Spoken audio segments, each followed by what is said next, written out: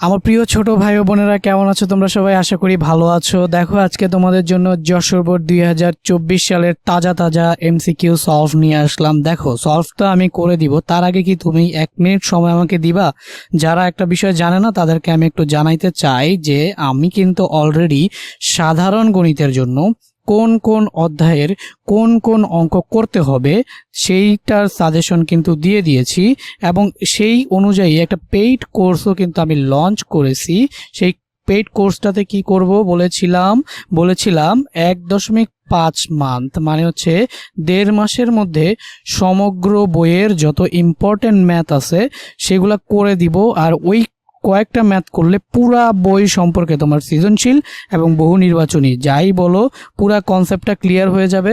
তারপরে কিছু important CQ এবং কিছু ইম্পর্টেন্ট এমসিকিউ শেষ করা দিব, এটা শুধুমাত্র টেস্টের আগে। তো যারা এই পেইড কোর্সটা করতে চাও বলেছিলাম যে 50 জন স্টুডেন্ট হইলে শুরু করব। অলরেডি 4 জন স্টুডেন্ট হয়ে গেছে। আমি গতকালকেই পোস্টটা দিয়েছিলাম, এখন পর্যন্ত যখন ভিডিওটা রেকর্ড করতেছি 4 জন স্টুডেন্ট বলেছে তারা ক্র্যাশ কোর্সটা করবে। সো যারা করতে আগ্রহী এখানে কমেন্ট করো, কমেন্টে জাস্ট তোমার নাম্বারটা দাও এবং হচ্ছে তুমি করতে আগ্রহী কিনা সেটা জানাও। ফেসবুক থাকলে তুমি ফেসবুক পেজে চলে যাও, ফেসবুক পেজে গিয়ে মেসেজ দাও, অথবা তুমি এখানে কমেন্ট করতে পারো, যেভাবে ইচ্ছা। তুমি জাস্ট তোমার নাম্বার আর নামটা এবং কোথা থেকে তোমার ঠিকানাটা আমার কাছে পৌঁছে দাও। 50 জন হইলে সবাইকে আমি কল করে কোর্সটা কিন্তু শুরু করব। সো দেখো যারা এই বিষয়টা জানতে তাদের কাছে একটু দুঃখিত বলতেছি। এখনই চলো আমরা ক্লাসটা শুরু করে দিই। সো দেখো আজকে আমরা যশোর বোর্ড করব। যশোর বোর্ড 2024-এর যে পদার্থবিজ্ঞানের এমসিকিউ আছে সেই এমসিকিউটা আমরা সলভ করব। তো প্রথমেই একটু জুম করে নেই তোমাদের সুবিধার জন্য। ওকে, সো দেখো এই যে যশোর বোর্ড 2024-এর এমসিকিউ আমরা করতেছি। এটা দেখো প্রশ্নে কিন্তু উপরে ঠিক এরকম জিনিসপাতিগুলাই লেখা থাকে। এখন প্রথম প্রশ্নটা বলছে একটি সুইচের সাথে অনেকগুলো কম্পিউটার যুক্ত করার ক্ষেত্রে নিম্নের কোনটি সঠিক? দেখো ভাইয়া, যদি একটা সুইচের সাথে অনেকগুলো কম্পিউটার যুক্ত করো তাহলে এইটা করা হয় আসলে নেটওয়ার্কিং করার জন্য। হ্যাঁ, এখন এই নেটওয়ার্ক ইন্টারনেট তো আসলে সুইচের সাথে অনেকগুলো কম্পিউটার নেই, ইন্টারনেট পুরো দুনিয়ার সাথে। আর নেল আর বিটিএস এইটা হচ্ছে আমাদের হবে না, জাস্ট এখানে কি ল্যান হবে। তাহলে দেখো লোকাল এরিয়া নেটওয়ার্ক, ল্যানের ফুল ফর্ম কি বলতো? এই যে local area network. So local area নেটওয়ার্কে কি হয়? লোকাল এরিয়া নেটওয়ার্ক এটাতে কি হয় জানো? একটা কম্পিউটারের সাথে অনেকগুলা কম্পিউটার কি হয় সুন্দর করে যুক্ত থাকে। আর হচ্ছে এই নেটওয়ার্কটা আমরা কখন ব্যবহার করি? যখন একটা অফিসে বা একটা হচ্ছে তোমার বাসার মধ্যে 2-3টা কম্পিউটার যদি যুক্ত করার প্রয়োজন হয় তাহলে অনেকগুলা কম্পিউটার যুক্ত করার ক্ষেত্রে আমরা এই যে ল্যান লোকাল এরিয়া নেটওয়ার্কটা ব্যবহার করি। সো এইখানে কি বলছে দেখো তো, এই যে আমি এই পাশে নিয়ে আসছি যাতে করে আমি এই পাশে আমি ম্যাথ করতে পারি। দেখো 2 নম্বর বলছে একটি ট্রান্সফারের প্রাইমারি কয়েলের পাক সংখ্যা 550 এবং সেকেন্ডারি কয়েলের পাক সংখ্যা 125, প্রাইমারি কয়েল দিয়ে 220 ভোল্ট এসি দাও। এখন দেখো ভাইয়া, এটারে আমি শর্টকাটে চাইলে 30 সেকেন্ডে তোমাকে করে দিতে পারতাম, বাট দেখো আমার কিন্তু এখানে শর্টকাটে 25 মিনিটে এমসিকিউ করানো উদ্দেশ্য না। উদ্দেশ্য হচ্ছে যে আমি এমসিকিউটা যখন করে দেওয়া শেষ করে ফেলবো, তারপরে যখন তুমি প্র্যাকটিস করতে বসবা, সেই প্র্যাকটিস করতে বসলে যাতে তুমি মানে এই টাইপের এমসিকিউ আসলে সব পারো, সেটাই হচ্ছে আমার টার্গেট। তো দেখো একটা ট্রান্সফরমার যদি আমি এখানে নেই, দেখো ট্রান্সফরমারের 2টা পাত থাকে, তাই না? সেই 2টা পাতে কয়েল পেঁচানো থাকে। 2টা কি কয়েল পেঁচানো থাকে? এই যে কয়েল পেঁচানো থাকে, একটাতে বেশি এই যে step up step down transformer, একটাতে বেশি একটাতে কম। তো দেখো এখানে কি দেওয়া আছে? একটি ট্রান্সফরমার প্রাইমারি কয়েল। সো এই পাশের কয়েলটাকে যদি আমরা বলি প্রাইমারি কয়েল আর এই পাশের কয়েলটাকে যদি আমরা বলি সেকেন্ডারি কয়েল, তাহলে একটি ট্রান্সফরমার প্রাইমারি কয়েলের পাক সংখ্যা দেওয়া আছে 550। তাহলে পাক সংখ্যাকে আমরা কি দিয়ে প্রকাশ করি? এনপি। তাহলে এনপি দেওয়া আছে কত বলতো? 550। আর এখানে সেকেন্ডারি কয়েলের পাক সংখ্যা কত দেওয়া আছে বলতো? এইটার হচ্ছে এনএস, পাক সংখ্যাকে প্রকাশ করি আমরা এনএস দিয়ে। তো এনএস দেওয়া আছে কত? 125 দেওয়া আছে, ঠিক আছে। আর হচ্ছে এখানে প্রাইমারি কয়েল দিয়ে ভোল্টেজ যাবে, সেই ভোল্টেজটা কি বলতো? সেই ভোল্টেজটা হচ্ছে এখানে আমরা হচ্ছে ভিপি। সেই ভোল্টেজটা কি বলতো? ভিপি, মানে প্রাইমারি কয়েলের ভোল্টেজ, সেটা কত বলতো? 220 ভোল্ট। এবং সেকেন্ডারি কয়েলের যে ভোল্টেজ সেটাকে আমরা ভিএস দিতে পারি, সেটা কত সেটা আমরা জানি না। সেমভাবে এখানে দেখো এইটা হবে কি আইপি, মানে কারেন্ট অফ প্রাইমারি কয়েল, আর এটা হবে কি আইএস। এখন দেখো এই যে আমি 3টা লিখলাম, এই 3টার মধ্যে NP, NS, VP, BS, IP, IS এর মধ্যে একটা রিলেশন আছে। সেই রিলেশনটা তোমরা জাস্ট মুখস্থ করে নাও। সেটা হচ্ছে কি দেখো তো, এনপি বাই হচ্ছে তোমার এনএস, বা আমরা যদি এনএস বাই এনপি লিখি তাহলে আমাদের জন্য আরো সুবিধা হবে। So NS by NP NS by MP equal to কি আসবে বলো তো, VS by VP, VS by VP, মানে এস এর সাথে এস, পি এর সাথে পি। বাট কারেন্টের সময় এটা হচ্ছে উল্টা, কারেন্টে যাবে কি বলতো, উপরে যাবে হচ্ছে, যেহেতু এস আছে তাহলে কারেন্ট যাবে হচ্ছে আইপি, আর তোমার ভোল্টেজ সরি সেকেন্ডারি কারেন্টটা যাবে নিচে, এই যে আইএস। দেখো এখানে এনএস এর সাথে ভিএস ছিল, এনপির সাথে ভিপি ছিল, বাট কারেন্ট হবে কি, এই যে এনএস এর সাথে কারেন্ট হচ্ছে আইপি, তারপর হচ্ছে ভিপি এর সাথে কারেন্ট হচ্ছে আইএস, বুঝছো। এখন যে দুইটা বের করতে হবে সেই দুইটার মধ্যে সম্পর্ক আমরা নিব। এখন দেখি আমাদের আগে কি বের করতে বলে, এই ডেটাগুলো তো আমরা বুঝলাম, এখন আমরা দেখি কি বের করতে বলে। বলছে কি সেকেন্ডারি কয়েলের ভোল্টেজ কত, তার মানে চাইছে কি তোমার কাছে বলো তো, এই যে সেকেন্ডারি কয়েলের ভোল্টেজ ভিএস চাইছে না, ভিএস চাইছে, এটা তো সেকেন্ডারি কয়েল, এটা হচ্ছে প্রাইমারি কয়েল, সেকেন্ডারি কয়েলের কি চাইছে, ভোল্টেজ চাইছে, তাহলে ভিএস চাইছে না, তাহলে আমরা ইকুয়েশন নিব কোন দুইটা বলো তো, এই দুইটা ইকুয়েশন নিব। তো এই দুইটা ইকুয়েশন যদি আমি নেই তাহলে আমি কি লিখতে পারি বলো তো, VS by VP equal to হচ্ছে আমাদের কি এনএস বাই এনপি। আমাদের দরকার কি ভিএস, তাহলে এখান থেকে আমরা ভিএস ইকুয়াল টু কি লিখতে পারি বলো তো, এই যে এনএস বাই এনপি, এই যে ভিপি ইন্টু ভিপি, ভিপি কত বলো, এই যে এখানে ভিপি। দেখো তুমি এই ফর্মুলাগুলো ভালো মতো জানবা, তো এই ফর্মুলাগুলো তোমার লেখারও দরকার নাই, ডিরেক্টলি তুমি মান বসায়া ক্যালকুলেট করে দিতে পারবা, বুঝছো, ডিরেক্ট একদম মান বসায়। বাট আমি এখানে আসলে তোমাদের বোঝানোর জন্য এত লম্বা করে করতেছি যাতে তোমরা বুঝো, কেউ মনে করো না যে ভাই এমসিকিউ থেকে এত লম্বা করে করবো না, এমসিকিউ তে এত লম্বা করে করবা না। সো দেখো তোমাদের বোঝানোর জন্য, আমি যদি নিজে এমসিকিউ করতাম তাহলে আমি কি করতাম, জাস্ট এখানে এই যে এগুলো লিখতামও না, এই যে ভিএস লিখে এই যে এনএস বাই এনপি লিখতেছে এটা লিখতামও না, এই যে ভিএস লিখে directly NS by NP into VP মান বসা দিতাম, ডিরেক্ট এক লাইনে করে ফেলতাম, এই চিত্র মিত্র এগুলো আঁকার কোনো প্রশ্নই উঠে না। সো এখানে এনএস কত আমাদের, এই যে এনএস কত দেওয়া আছে আমাদের বলতো, এনএস দেওয়া আছে হচ্ছে 125, আর এনপি কত দেওয়া আছে আমাদের, এনপি দেওয়া আছে 550। সো এই যে 125 আর হচ্ছে কত 550, আর ভিপি, ভিপি কত দেওয়া আছে ইন্টু 220, তাহলে 220। তো এইটাকে তুমি যদি ক্যালকুলেট করো তাহলে তুমি যেটা পাবা সেটা হচ্ছে 50 ভোল্ট, তাহলে এই যে 50 ভোল্ট। সো এটাকে তুমি ক্যালকুলেটরে ক্যালকুলেট করে দেখো কি করবা, 125 এর সাথে 220 কে গুণ করবা আর ভাগ করবা কি 550 দিয়ে, তাহলে তুমি কত পেয়ে যাবা, 50 ভোল্ট। সো দ্যাট মিনস এটা আমাদের হচ্ছে অ্যান্সার। গ নাম্বারের খ নাম্বারটা তো বুঝলা, এবার গ নাম্বারের দিকে তাকাও, গ নাম্বারের দিকে সরি 3 নাম্বারটার দিকে তাকাও, 2 এর, তো এটা খ নাম্বার বুঝলা। 3 নাম্বারটার দিকে তাকাও, প্রাইমারি কয়েল দিয়ে সর্বোচ্চ 5 এম্পিয়ার বিদ্যুৎ প্রবাহিত হয়, তাহলে প্রাইমারি কয়েলের বিদ্যুৎ কত বলতো, আইপি ইকুয়াল টু 5 এম্পিয়ার। তো তোমার কাছে চাইছে কি বলতো, সেকেন্ডারি কয়েলের সর্বোচ্চ কত কারেন্ট প্রবাহিত হবে, আইএস ইকুয়াল টু ওয়াট। এখন রিলেশন নিবা কোনটা, এই যে এনএস এনপি আইপি আইএস, এই রিলেশনটা নিতে পারো না, অবশ্যই এই রিলেশনটা নিতে পারো। সো এই রিলেশনটা তুমি যদি নাও তাহলে এখানে কি বলো, এই যে তোমার এখানে থাকবে কি IP by IS equal to কি আসবে বলতো, এনএস বাই এনপি, এই যে এনএস বাই এনপি, এটাই তো না। সো এখন তোমার লাগবে কি বলতো, তোমার লাগবে হচ্ছে আইএস, তাহলে তুমি এই আইএসটাকে রাখার জন্য, এটাকে কি করতে পারো বলতো, উল্টায় দাও। এটা যদি উল্টায় দাও তাহলে উপরে যাবে কি আইএস, আর নিচে যাবে কি বলতো আইপি, আর উপরে যাবে কি বলতো এনপি, আর নিচে থাকবে কি বলতো এনএস। এখন তোমার লাগবে কি আইএস, তাহলে সুতরাং আইএস সমান সমান এই আইপি কে ওই পাশে ভাগাকারে আছে গুণাকারে পাঠিয়ে দাও, তাহলে এখানে কি আসবে বলতো, NP by NS, NP by NS, আর এখানে আইএস তো ইনটু এইখানে থাকবে আমাদের কি বলতো আইপি। তো এই যে এনপি কত আমাদের, এনপি হচ্ছে আমাদের 550, এনপি হচ্ছে আমাদের 550, আর এনএস কত, এনএস হচ্ছে 125, আর আইপি কত, এটা হচ্ছে আমাদের 5। তো এটারে যদি তুমি ক্যালকুলেটরে ক্যালকুলেট করো তাহলে তুমি কি পাবা, এই যে 550 ইন্টু 5 ভাগ হচ্ছে 125, তাহলে তুমি পাবা হচ্ছে কি 22 এম্পিয়ার। ওকে, সো তুমি এখানে পেয়ে যাচ্ছ হচ্ছে 22 এম্পিয়ার। ওকে, তো আশা করি এটা বুঝছো। দেখো সহজ একটা কোয়েশ্চেন ছিল, বাট তোমাদের মনে হইতে পারে যে ভাই আপনি তো অনেক বড় করে করাইলেন। ঠিক আছে, আসলে আমি বড় করে করাই নাই, আমি জাস্ট তোমাদের বোঝানোর জন্য এইভাবে আর কি লিখে লিখে করাইছি। এখন দেখো ফার্স্ট পাস করে যদি করি, কোনো যন্ত্র নিউক্লিয়াসের চৌম্বক অনুনাদের ভৌত ও রাসায়নিক নীতির উপর ভিত্তি করে কাজ করে। সো এটা কি হবে, এই যে চৌম্বক অনুনাদ ওর এর ভৌত ও রাসায়নিক নীতির উপর ভিত্তি করে কাজ করে, সেই চৌম্বকীয়ত্ব এবং চৌম্বক অনুনাদের উপর ভিত্তি করে কাজ করে হচ্ছে এমআরআই। ঠিক আছে, এটা হচ্ছে এমআরআই। সুপ্ত রক্তনালিকার ব্লকেজ পরীক্ষা করার প্রযুক্তি কোনটি?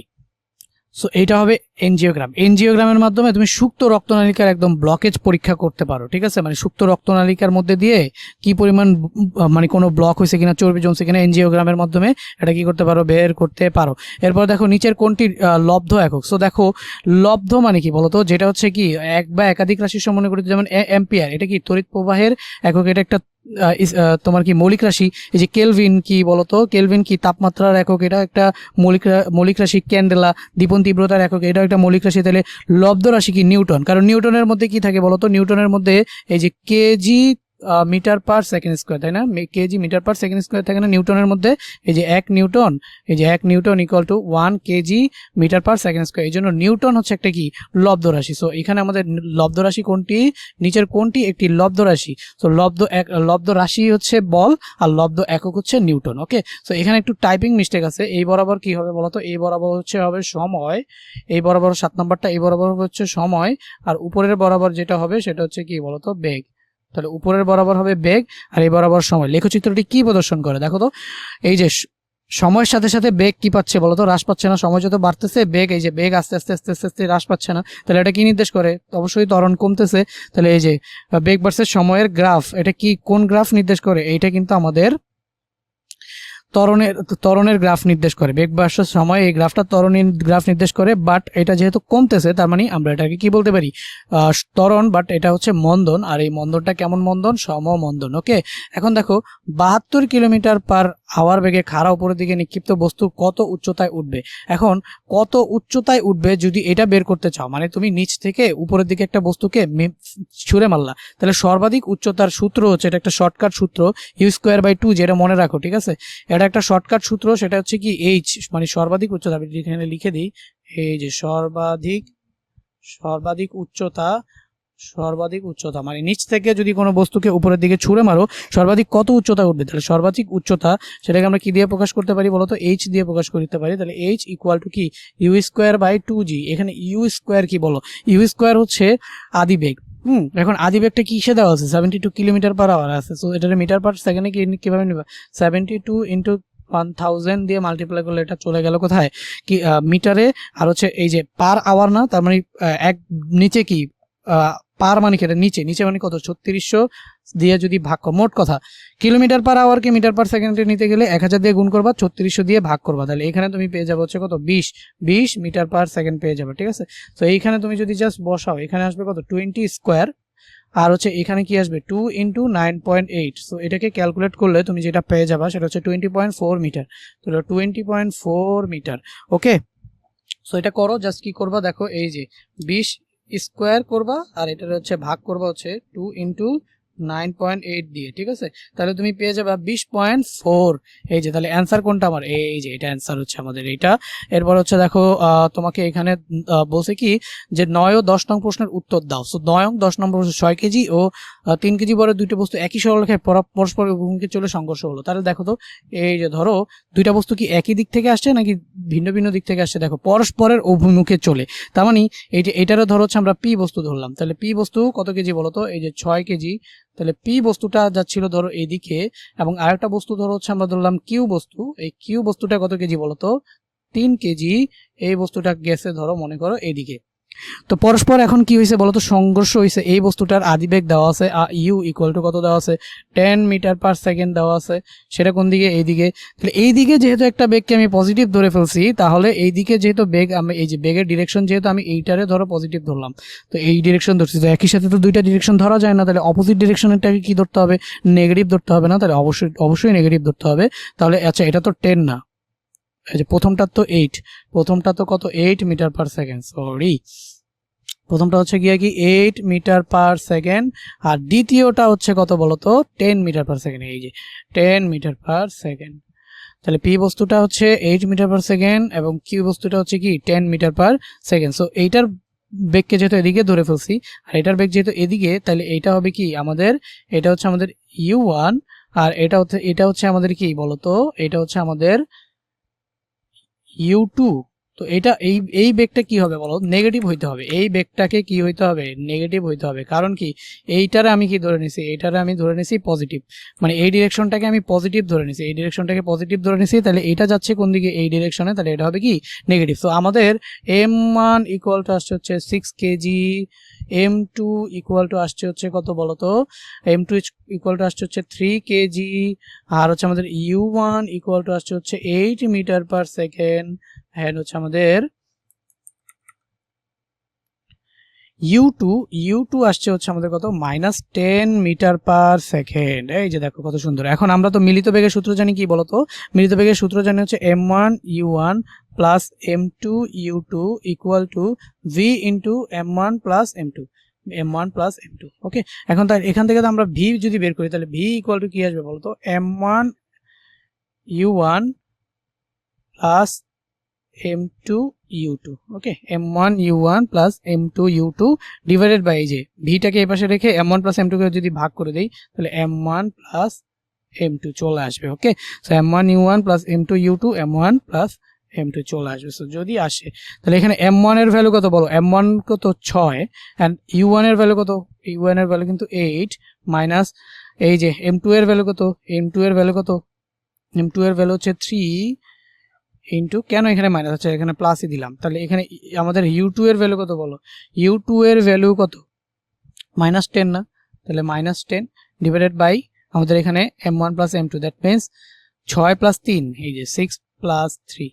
তো এইটাকে যদি তুমি ক্যালকুলেট করো, তাহলে দেখো 6 আটা 48, প্লাসে মাইনাসে এটা হয়ে যাবে কি মাইনাস, তাহলে আমি হচ্ছে এক লাইনে এখানে যদি একটু লিখি, তাহলে এখানে দেখো 6 আটা, এখানে পাবো হচ্ছে 48, সো এখানে পাবা হচ্ছে কত 48, আর এখানে পাবা হচ্ছে কত -30 ডিভাইডেড বাই এখানে কত পাবা 6 আর 3 হচ্ছে 9। এগুলা এত হাতে করার সময় আছে, তুমি ক্যালকুলেটরে বসাই দিবা, ফর্মুলাও লেখার দরকার নাই, তোমাদের বোঝানোর জন্য জাস্ট আমি লিখতেছি, কারণ অনেকেই হয়তো বা এগুলা বুঝবা না, না হলে আমি যদি ঠিকঠাক করে না লিখি, বাট তোমরা যখন ক্যালকুলেট করতে করতে প্রো হয়ে যাবে, এটা জাস্ট বসাই দিবা। তাহলে 48 - 30 এটা কত হবে বলো, এখানে হবে হচ্ছে আমাদের 18/9, তার মানে সমান সমান আমাদের কত 2 মিটার পার সেকেন্ড। মিলিত বস্তুদের অভিমুখ কোন দিকে হবে, কার ভরবেগ বেশি বলো, এই যে কার ভরবেগ বেশি, এই যে এই বস্তুটা পি বস্তুটার ভরবেগ কি বেশি না, এই যে পি বস্তুটার ভরবেগ, এটার যদি আমরা হচ্ছে পি ভরবেগ ধরি, তাহলে এই যে ভর ইন্টু বেগ, তার মানে কি 6 ইন্টু 8, 6 আটা কত 48 না, 6 আটা 48, আর এটার ভরবেগ কত বলতো, এটার ভরবেগ হচ্ছে 30, তাহলে যার ভরবেগ বেশি বস্তুটা সেই দিকে যাবে। এখন বলতো পি এর ভরবেগ বেশি না,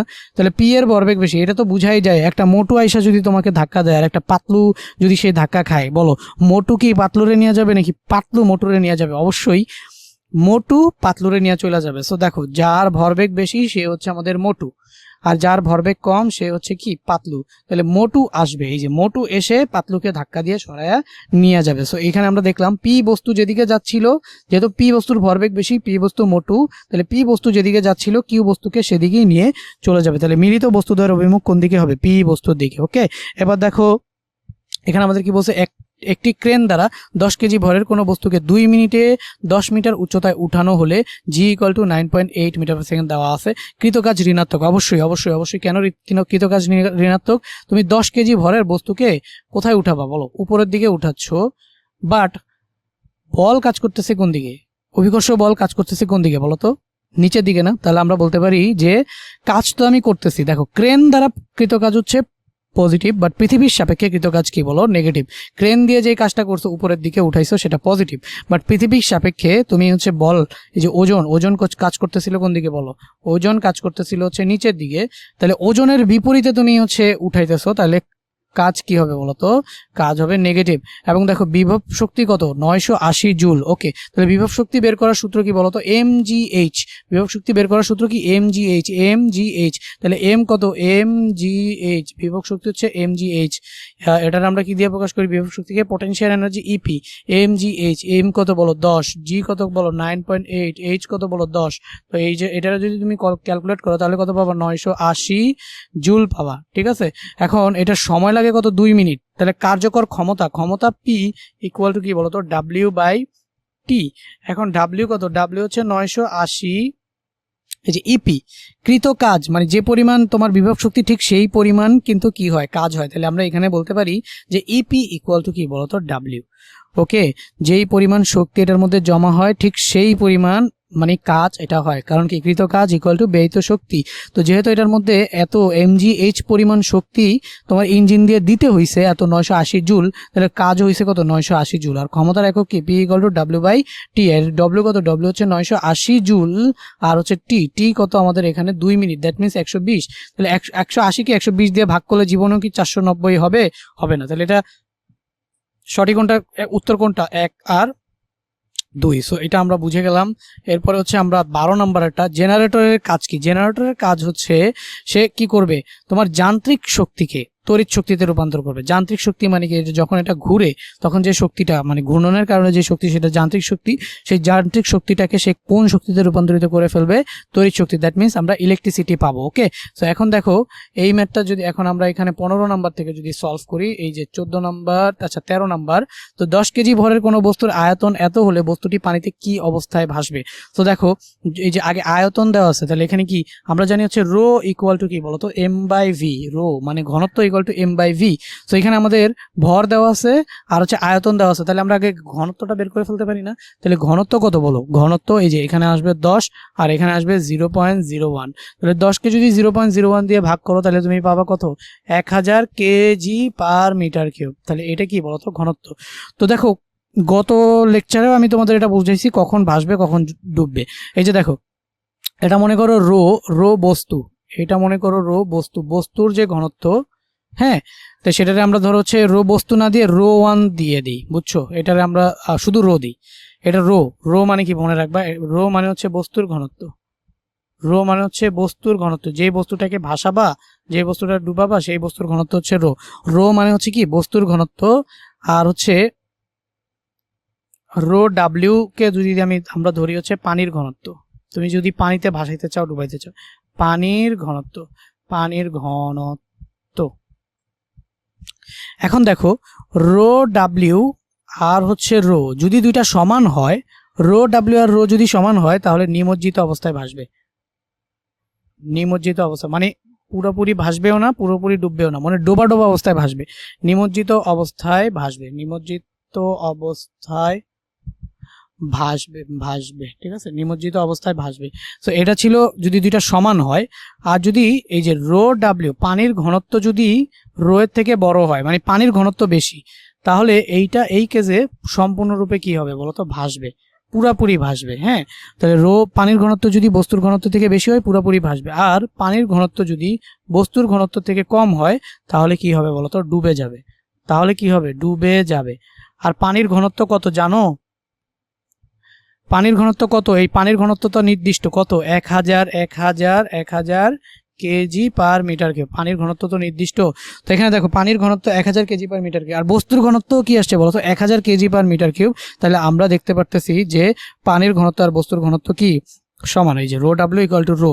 তাহলে আমরা দেখতে পারতেছি যে সম্পূর্ণ নিমজ্জিত অবস্থায় ভাসবে। এই যে সম্পূর্ণ নিমজ্জিত অবস্থা, নিমজ্জিত অবস্থায় মানে কি ডুবো ডুবো অবস্থা, একদম মানে হচ্ছে মনে হবে যে একদম ডুবে গেছে, বাট কোনা কাঞ্চি দিয়ে একটুখানি কি করতেছে? ভাসতেছে। তখন সেটাকে আমরা কি বলবো? সম্পূর্ণ নিমজ্জিত অবস্থায় ভাসা। তখন সেটাকে আমরা কি বলবো বলো? সম্পূর্ণ নিমজ্জিত অবস্থায় ভাসা। আশা করি এটা বুঝে গেছো। তো এটা যদি বুঝে যাও, এরপরে দেখো 15 নাম্বার, আচ্ছা 14 এবং 15 নাম্বারটা দেখো। 5 কেজি ভরের একটি বস্তুতে পানি, 5 কেজি ভরের একটা বস্তুকে পানিতে নিমজ্জিত করা হলো। বস্তুটির আয়তন তোমার হচ্ছে 500 সেন্টিমিটার কিউব, পানির ঘনত্ব 1000। এটা তো তোমরা দেখলা। তাহলে বস্তুটির প্রকৃত ওজন, তাহলে প্রকৃতির ওজন সমান সমান কি বলতো? এম ইন্টু জি। ওজন সমান সমান কি? এম ইন্টু জি। এখানে এম কত দেওয়া দিয়ে দিছে? 5। আর জি কত? জি হচ্ছে আমাদের 9.8। তাহলে এই যে এম ইন্টু জি 9.8, তাহলে 9.8 এম জি করলে কত আসে বলো? এখানে আমরা যেটা পাবো সেটা হচ্ছে আমরা 49 পাবো। কিভাবে? এই যে 5 ইন্টু 9.8, তাহলে আমরা কত পাচ্ছি? 49 নিউটন। ওকে, 49 নিউটন আমরা পাচ্ছি। W equal to M G. বস্তুটির প্রকৃত ওজন কত? 49 নিউটন। ওকে, পানিতে নিমজ্জিত অবস্থায় বস্তুটির উপর ক্রিয়াশীল ঊর্ধ্বমুখী বল। দেখো কোনো একটা পানিতে বস্তুকে যদি নিমজ্জিত করো, এই যে ধরো এই হচ্ছে গিয়ে একটা বস্তু, ধরো এইখানে আছে পানি, তাহলে এই পানিতে যদি যখন কোনো বস্তুকে ডুবাইতে চাও, তুমি অলওয়েজ খেয়াল করছো না যে উপরের দিকে একটা বল, সাপোজ একটা খালি মগকে পানির মধ্যে ডুবাইতে চাই, তো খালি একটা মগকে পানির মধ্যে ডুবাইতে চাবা, দেখা উপরের দিকে একটা কি বল কাজ করে না? তাহলে এই উপরের দিকে কৃত বলটাকে আমরা কি বলি বলতো? প্লবতা। কি বলি আমরা এটারে? এটাকে আমরা বলি হচ্ছে প্লবতা, এটাকে আমরা বলি হচ্ছে প্লবতা। তাহলে প্লবতার এই সূত্রটা হচ্ছে গিয়ে ভি রো জি, মানে প্লবতা কি ভি রো জি। সো এখানে আমি যদি ভি রো জি বসাই তাহলে ভি কি আয়তন, ভি হচ্ছে কি বস্তুটার আয়তন। ওকে, ভি হচ্ছে বস্তুটার আয়তন। সো ভি, ভি কোথায় এখানে, ভি কোথায়, ভি কোথায়, ভি কোথায়, এই যে 500 centimetre cube. So 500 centimetre cube আছে না, তো এই 500 সেন্টিমিটার কিউবকে আমাদের কি করতে হবে, মিটার কিউবে নিতে হবে। এখন সেন্টিমিটার কিউবকে মিটার কিউবে নিতে গেলে 10⁻⁻6 দিয়ে কি করতে হয়, গুণ করতে হয়। তাহলে ভি মিটার কিউবে চলে গেল রো, রো পানির ঘনত্ব কত 1000, 1000। আর জি এর ভ্যালু কত বলো, জি এর ভ্যালু হচ্ছে আমরা জানি 9.8। তো তুমি যদি এটাকে ক্যালকুলেট করো তাহলে তুমি যেটা পাবা সেটা হচ্ছে কি 4.9।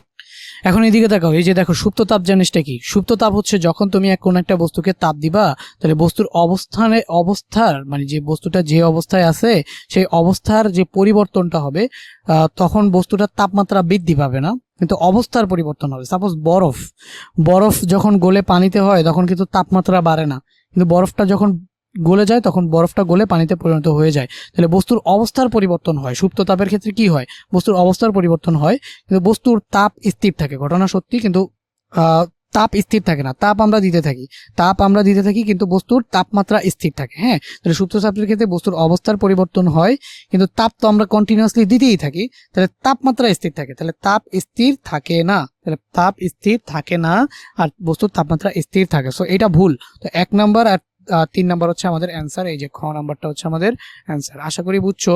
এবার দেখো শব্দের তীব্রতার একক কি। সো এটার শব্দের তীব্রতার ডিরেক্টলি একক হচ্ছে ওয়াট পার মিটার স্কয়ার। এটা তো আর বোঝানোর মতো কিছু নাই।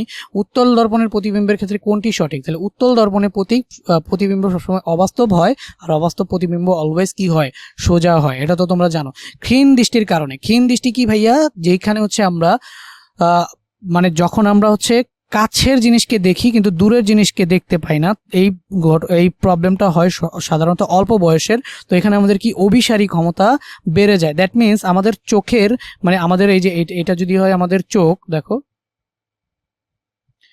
এই যে ধরো এটাও যদি হয় আমাদের চোখ, তাহলে চোখের এইখানে কি থাকে, রেটিনা থাকে না। তাহলে দেখা যায় আলোক রশ্মি এসে মানে হচ্ছে একদম এইখানে এসে এই প্রতিফলিত হয়ে তোমার হচ্ছে রেটিনার আগেই কোন একটা জায়গায় কি হয়ে যায়, মিলিত হয়ে যায়। যত মিলিত হয়ে যাওয়ারকে আমরা কি বলি বলতো, অভিসারী ক্ষমতা।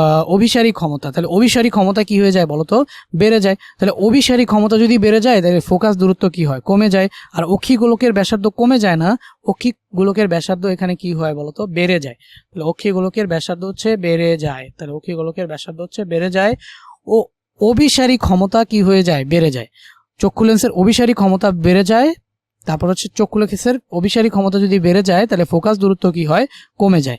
আর অক্ষি গোলকের ব্যাসার্ধ বেড়ে যায়। তাহলে চক্ষু লেন্সের অভিসারী ক্ষমতা বেড়ে যায়, অক্ষি গোলকের ব্যাসার্ধ বেড়ে যায়, আর চক্ষু লেন্সের ফোকাস দূরত্ব কমে যায়। এই ঘটনাগুলো আসলে ঘটে কখন, ক্ষীণ দৃষ্টির কারণে। আর ক্ষীণ দৃষ্টি কাকে বলে, যখন কাছের জিনিসকে দেখবা দূরের জিনিসকে হচ্ছে দেখবা না। আরেকটা আছে কি দূর দৃষ্টি বা দীর্ঘ দৃষ্টি, মানে ওটা কি দূরের জিনিসকে দেখবা কাছের জিনিসকে দেখবা না। ওইটার ক্ষেত্রে কি হয়ে যায় বলতো, অভিসারী ক্ষমতা বেড়ে যাওয়ার জায়গায় কমে যায়, অক্ষি গোলকের ব্যাসার্ধ কি হয়ে যায়, কমে যায়, এবং চক্ষু লেন্সের ফোকাস দূরত্ব কি হয়ে যায় বলতো, ফোকাস দূরত্ব বেড়ে যায়। সো ওইখানে আমরা আসলে দীর্ঘ দৃষ্টিতে এগুলো হয়। সো এখানে আমাদের 1 নাম্বার আর 3 নাম্বার সঠিক, বাট 2 নাম্বারটা কি সঠিক না। সো এখানে আমাদের 1 নাম্বার ও 3 নাম্বারটা হচ্ছে সঠিক অ্যান্সার। ওকে, সো এরপরে যদি আমরা পরেরটা করতে যাই, এই যে তো এখানে আমাদের কি বলছে বলো, এখানে বলছে কি লেন্সের বক্রতার কেন্দ্রের সংযোগকারী সরলরেখা। সো এই যে একটা যদি লেন্স থাকে, এটা যদি হচ্ছে আমাদের লেন্স থাকে, তাহলে লেন্সের একটা কি থাকবে, বক্রতার কেন্দ্র। তাহলে বক্রতার কেন্দ্রের সংযোগকারী সরলরেখা, তো এই যে আমাদের যদি এটা মেরু থাকে তাহলে বক্রতার কেন্দ্রের সংযোগকারী সরলরেখা, এটাকে আমরা কি বলবো বলতো, প্রধান অক্ষ বলবো। এই যে এটা হচ্ছে আমাদের প্রধান অক্ষ। ওকে, সো এটা হচ্ছে আমাদের প্রধান অক্ষ। সো এটা আমরা বুঝলাম। কারণ অসীম দূর থেকে তড়িৎ ক্ষেত্রের কোনো বিন্দুতে একটি একক ধনাত্মক আধানকে আনতে যে কাজ করতে হয়, অবশ্যই সেই এটা একটা ডিরেক্ট সংজ্ঞা, বইয়ে এটা অধ্যায় 10-এর একটা ডিরেক্ট সংজ্ঞা। সেটাকে আমরা কি বলি বলতো, তড়িৎ বিভব। অসীম থেকে তড়িৎ ধনাত্মক আধানকে তড়িৎ ক্ষেত্রের কোনো বিন্দুতে আনতে যে পরিমাণ কাজ হয় এটা হচ্ছে তড়িৎ বিভব। এখানে আমাদের দেখো কোনো তড়িৎ বস্তুকে স্পর্শ করলে ইলেকট্রন বস্তুটা হারাতে পারে। হ্যাঁ, ইলেকট্রন আমাদের শরীরে চলে আসতে পারে, শুধু ঋণাত্মক আদান লাভ করতে পারে। এই কথাটা সঠিক না, কারণ ধনাত্মক ঋণাত্মক দুইটা রাজধানী লাভ করে। আর তড়িৎ আহত হতে পারে মানে তোমার কি তুমি শক খেতে পারো, ঠিক আছে, তুমি শক খেতে পারো। তো এখানে আমাদের কারেক্ট অ্যান্সার কি 1 ও 3। এরপর হচ্ছে আমরা নেক্সট যদি প্রশ্নটা দেখি 23 নম্বর প্রশ্নটার দিকে তাকাও। 23 নম্বর প্রশ্নটা বলছে চিত্রে প্রদর্শিত বর্তনীর ক্ষমতা। এখন ক্ষমতা পি এর অনেকগুলো সূত্র আছে, সেটা কি বলতো, তোমার হচ্ছে আই স্কোয়ার আর একটা সূত্র আছে, আর একটা সূত্র আছে কি ভি আই, আর একটা সূত্র আছে কি ভি স্কোয়ার বাই এই যে ভি স্কোয়ার বাই আর। তো অনেকগুলো সূত্রের মধ্যে এই যে এই সূত্রগুলোর মধ্যে এখন দেখো আমাদের সবচেয়ে বেশি সুবিধা হবে কোনটা, এই যে ভি অলরেডি দেওয়া আছে। এখন এই বর্তনীর তুল্যরোধ যদি আর বের করে ফেলতে পারি তাহলে ভি স্কোয়ার বাই আর দিয়ে খুব সহজেই আমরা কি করে ফেলতে পারি বলতো, ক্ষমতা বের করে ফেলতে পারি। সো বাকি দুইটা ফর্মুলা আমরা ইউজ করব না, আমরা পি এর শুধুমাত্র এই ফর্মুলাটা ইউজ করব। That means P equal to V square by R. তাহলে ভি স্কোয়ার বাই আর, তাহলে ভি অলরেডি আমাদের দেওয়া আছে, তাহলে এখানে কত হবে আমাদের 3 স্কোয়ার। এখন আর কত, আর হচ্ছে তুল্যরোধ। দেখো এই দুইটা মিলাইয়া কি আছে, এরা শ্রেণীতে আছে, তাহলে শ্রেণীতে থাকলে এদের ইকুইভ্যালেন্ট কত বলতো 4, 2 আর 2 4। আর এই 4 আর এই 4 কি সমান্তরাল আছে, তো n সংখ্যক রোধ যদি সমান্তরালে থাকে তাহলে হচ্ছে বের করার সূত্র কি, এই যে আর বাই এন। তাহলে এখানে সমান্তরাল আছে কয়টা, 2টা। সমান্তরাল আছে কয়টা, 2টা। তাহলে এই আর এর ভ্যালু কত বলো, আর এর ভ্যালু হচ্ছে 4। এই যে এই যে এই 4 আর 4 একই মানের রোধ, দুইটা সমান্তরাল আছে। তাহলে তুল্য রোধ বের করার সূত্র কি, তুমি জাস্ট তুল্য রোধ বের করবে আর কি, তুমি যেভাবে পারো। বাট আমি এখানে একটা শর্টকাট ব্যবহার করতেছি, যদি একই মানের রোধ সমান্তরালে থাকে তাহলে তুল্য রোধ বের করার শর্টকাট সংজ্ঞা হচ্ছে আর বাই এন। তাহলে আর কি এখানে রোধ, আর এন কয়টা নাম্বার সমান রোধ আছে কয়টা, এই যে একটা। আর এই দুইটা মিলে আমি কি ধরছি বলতো, একটা ধরছি 4। তাহলে এই যে 4/2। তাহলে এখানে আমরা কত পাচ্ছি বলতো, এখানে আমরা পাচ্ছি হচ্ছে 2। ঠিক আছে, এখানে 2 পাইছি আর এখানে হচ্ছে 2। তাহলে এই যে 3 3 9/2, তাহলে আমরা কত পাবো 4.5 ওয়াট। তো এই যে আমাদের অ্যান্সার কি 4.5 ওয়াট। তো আশা করি এটা বুঝছো। তাহলে সার্কিট ব্রেকারের মাধ্যমে কি করা হয়, সার্কিট ব্রেকারের মাধ্যমে বিদ্যুৎ হ্রাস বৃদ্ধির সাথে সার্কিট ব্রেকারের কোনো সমস্যা নাই। সার্কিট ব্রেকার মানে কি, ফিউজ। সার্কিট ব্রেকার মানে কি বলতো, ফিউজ। আমাদের বাসায় সবার বাসায় ফিউজ থাকে। তো ওই ফিউজের কাজ বিদ্যুৎ প্রবাহ হ্রাস বা বৃদ্ধি করা না, নির্দিষ্ট মাত্রার অতিরিক্ত বিদ্যুৎ প্রবাহ হলে বর্তনী একদম মানে ওই তারটা পুড়ে গিয়ে বর্তনী বিচ্ছিন্ন হয়ে যাবে। তো এটা হচ্ছে প্রথম কাজ। দ্বিতীয় কাজ হচ্ছে বৈদ্যুতিক দুর্ঘটনা থেকে যন্ত্রপাতি কি করে, রক্ষা করে। এটা হচ্ছে 2 নম্বর কাজ। 2 ও 3 দেখো, প্রথমে 1 নাম্বারটা যে ভুল, মানে এই দুইটা দিকে তাকানোরও দরকার নেই, অ্যান্সার 2 আর 3 চুপচাপ দাগা দিবা। এটা হচ্ছে টেকনিক বহুপদী। একটা ভুল পাই গেছো মানে বাকি দুইটা অ্যান্সার, সো এটা আরো সহজ হয়ে যায়। এখন দেখো কেবল টিভি কোনটির সাহায্যে সংকেত পাঠায়। মনে রাখবা, কেবল টিভি যে সংকেত পাঠায় সেই তারটার নাম হচ্ছে কো এক্সিয়াল কেবল। ঠিক আছে, সো কো এক্সিয়াল কেবলের মাধ্যমে কেবল টিভি মানে কি, ডিশ লাইন যেগুলো তোমরা ইউজ করো, তোমাদের বাসায় যে ডিশের লাইন বলে না, যে টিভির সাথে ডিশের লাইন লাগাইতে হবে, তো ওই যে ডিশের লাইনের কালো তারটা আছে, ওই তারটার নাম হচ্ছে কি কো এক্সিয়াল কেবল। সো কেবল টিভি কোনটির সাহায্যে সংকেত পাঠায়, কো এক্সিয়াল কেবল মাধ্যমে। সো আশা করি ভিডিওটা বুঝতে পারছো। সো ভিডিওটা তোমাদের বন্ধুদের সাথে শেয়ার করো। তোমরা কিন্তু ইদানিং আমার ক্লাসগুলো খুব কম দেখতেছো, যার কারণে লম্বা লম্বা ক্লাস বানাতে আমি উৎসাহিত হচ্ছি না। সো তোমরা জাস্ট লাইক, কমেন্ট, শেয়ার এবং ক্লাসগুলো নিয়মিত দেখার ট্রাই করো, তাহলে আমি আরো বেশি উৎসাহিত হয়ে ভিডিওগুলো আপলোড করবো। সো দেখা হবে নেক্সট ক্লাসে।